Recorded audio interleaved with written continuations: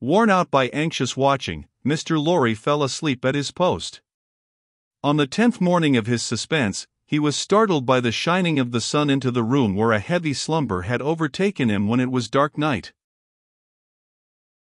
He rubbed his eyes and roused himself, but he doubted, when he had done so, whether he was not still asleep. For, going to the door of the doctor's room and looking in, he perceived that the shoemaker's bench and tools were put aside again, and that the doctor himself sat reading at the window. He was in his usual morning dress, and his face, which Mr. Lorry could distinctly see, though still very pale, was calmly studious and attentive. Even when he had satisfied himself that he was awake, Mr. Lorry felt giddily uncertain for some few moments whether the late shoemaking might not be a disturbed dream of his own, for, did not his eyes show him his friend before him in his accustomed clothing and aspect, and employed as usual, and was there any sign within their range, that the change of which he had so strong an impression had actually happened? It was but the inquiry of his first confusion and astonishment, the answer being obvious.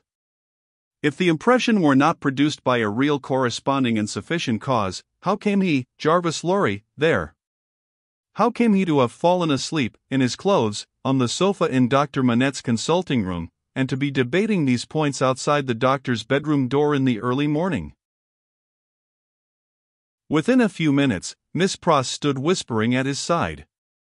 If he had had any particle of doubt left, her talk would of necessity have resolved it, but he was by that time clear-headed, and had none. He advised that they should let the time go by until the regular breakfast hour, and should then meet the doctor as if nothing unusual had occurred. If he appeared to be in his customary state of mind, Mr. Lorry would then cautiously proceed to seek direction and guidance from the opinion he had been, in his anxiety, so anxious to obtain. Miss Pross, submitting herself to his judgment, the scheme was worked out with care. Having abundance of time for his usual methodical toilette, Mr. Lorry presented himself at the breakfast hour in his usual white linen, and with his usual neat leg. The doctor was summoned in the usual way, and came to breakfast.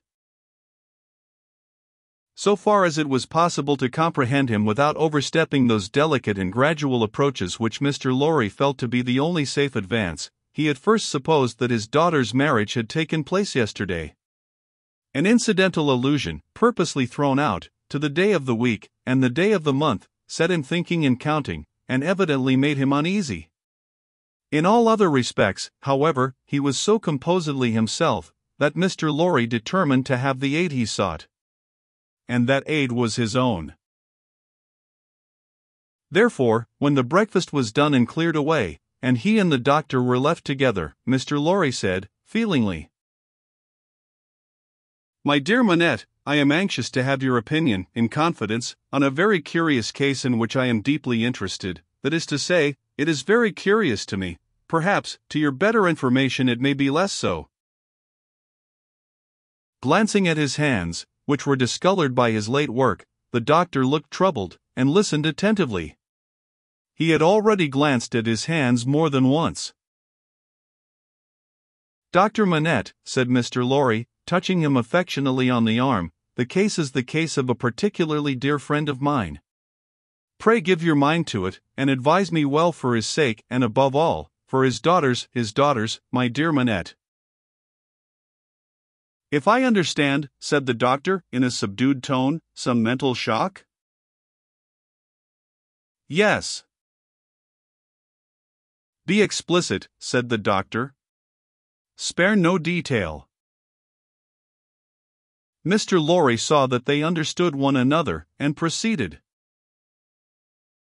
"My dear Manette, it is the case of an old and a prolonged shock, of great acuteness and severity to the affections, the feelings, as you express it, the mind. The mind. It is the case of a shock under which the sufferer was borne down, one cannot say for how long, because I believe he cannot calculate the time himself, and there are no other means of getting at it.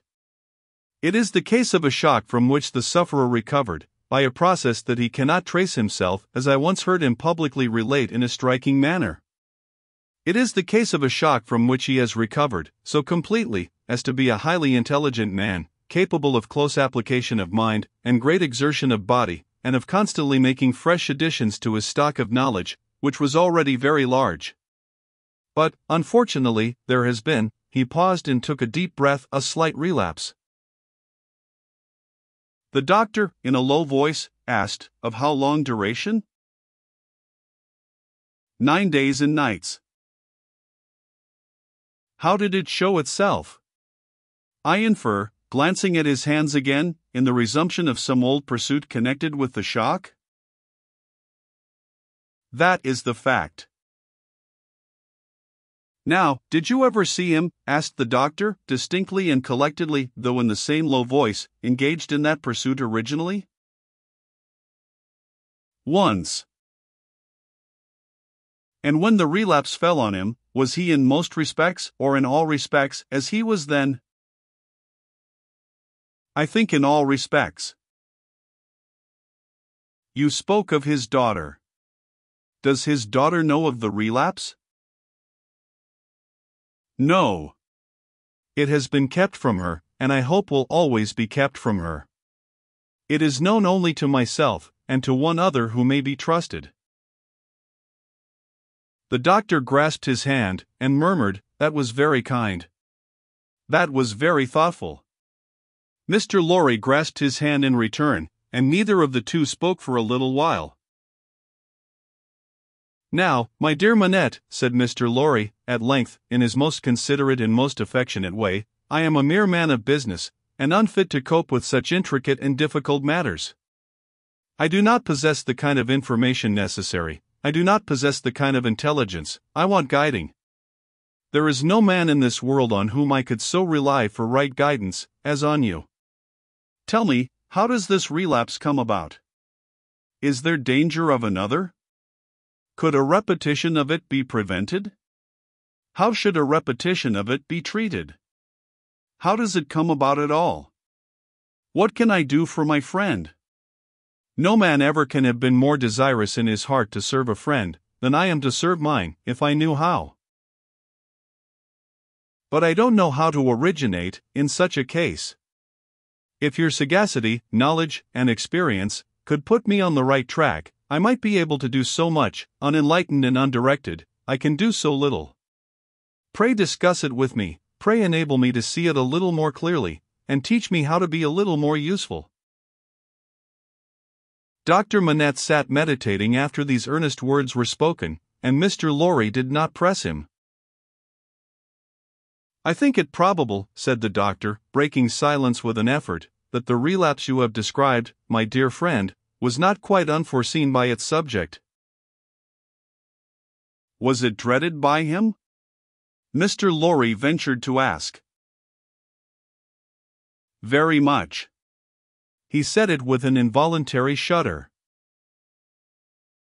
You have no idea how such an apprehension weighs on the sufferer's mind, and how difficult, how almost impossible, it is for him to force himself to utter a word upon the topic that oppresses him.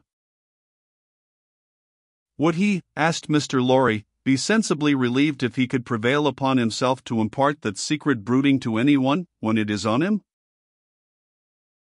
I think so. But it is, as I have told you, next to impossible. I even believe it, in some cases, to be quite impossible. Now, said Mr. Lorry, gently laying his hand on the doctor's arm again, after a short silence on both sides, to what would you refer this attack? I believe, returned Dr. Manette, that there had been a strong and extraordinary revival of the train of thought and remembrance that was the first cause of the malady. Some intense associations of a most distressing nature were vividly recalled, I think. It is probable that there had long been a dread lurking in his mind, that those associations would be recalled, say, under certain circumstances, say, on a particular occasion. He tried to prepare himself in vain. Perhaps the effort to prepare himself made him less able to bear it. Would he remember what took place in the relapse? Asked Mr. Lorry, with natural hesitation. The doctor looked desolately round the room, shook his head, and answered, in a low voice, not at all. Now, as to the future, hinted Mr. Lorry. As to the future, said the doctor, recovering firmness, I should have great hope. As it pleased heaven in its mercy to restore him so soon, I should have great hope. He, yielding under the pressure of a complicated something, long dreaded and long vaguely foreseen and contended against, and recovering after the cloud had burst and passed, I should hope that the worst was over. Well, well. That's good comfort. I am thankful, said Mr. Lorry. I am thankful, repeated the doctor, bending his head with reverence. There are two other points, said Mr. Lorry, on which I am anxious to be instructed. I may go on? You cannot do your friend a better service. The doctor gave him his hand. To the first, then. He is of a studious habit, and unusually energetic. He applies himself with great ardor to the acquisition of professional knowledge, to the conducting of experiments, to many things. Now, does he do too much? I think not. It may be the character of his mind, to be always in singular need of occupation. That may be, in part, natural to it, in part, the result of affliction. The less it was occupied with healthy things, the more it would be in danger of turning in the unhealthy direction. He may have observed himself, and made the discovery. You are sure that he is not under too great a strain? I think I am quite sure of it. My dear Manette, if he were overworked now. My dear Lorry, I doubt if that could easily be. There has been a violent stress in one direction, and it needs a counterweight. Excuse me, as a persistent man of business. Assuming for a moment that he was overworked, it would show itself in some renewal of this disorder? I do not think so.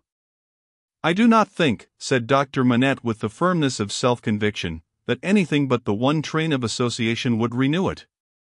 I think that, henceforth, nothing but some extraordinary jarring of that cord could renew it. After what has happened, and after his recovery, I find it difficult to imagine any such violent sounding of that string again. I trust, and I almost believe, that the circumstances likely to renew it are exhausted. He spoke with the diffidence of a man who knew how slight a thing would overset the delicate organization of the mind, and yet with the confidence of a man who had slowly won his assurance out of personal endurance and distress. It was not for his friend to abate that confidence. He professed himself more relieved and encouraged than he really was, and approached his second and last point. He felt it to be the most difficult of all, but, remembering his old Sunday morning conversation with Miss Pross, and remembering what he had seen in the last 9 days, he knew that he must face it. The occupation resumed under the influence of this passing affliction so happily recovered from, said Mr. Lorry, clearing his throat, we will call blacksmith's work, blacksmith's work. We will say, to put a case in for the sake of illustration, that he had been used, in his bad time, to work at a little forge. We will say that he was unexpectedly found at his forge again. Is it not a pity that he should keep it by him? The doctor shaded his forehead with his hand, and beat his foot nervously on the ground. He has always kept it by him, said Mr. Lorry, with an anxious look at his friend. Now, would it not be better that he should let it go? Still, the doctor, with shaded forehead, beat his foot nervously on the ground. You do not find it easy to advise me, said Mr. Lorry. I quite understand it to be a nice question. And yet I think, and there he shook his head, and stopped. You see, said Dr. Manette, turning to him after an uneasy pause, it is very hard to explain, consistently, the innermost workings of this poor man's mind.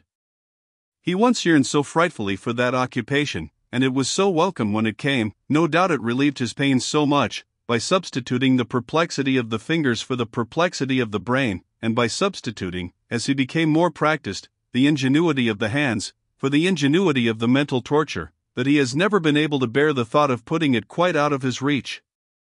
Even now, when I believe he is more hopeful of himself than he has ever been, and even speaks of himself with a kind of confidence, the idea that he might need that old employment, and not find it, gives him a sudden sense of terror, like that which one may fancy strikes to the heart of a lost child. He looked like his illustration, as he raised his eyes to Mr. Lorry's face. But may not mind.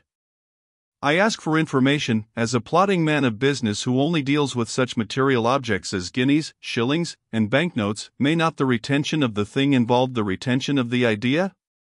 If the thing were gone, my dear Manette, might not the fear go with it? In short, is it not a concession to the misgiving, to keep the forge? There was another silence.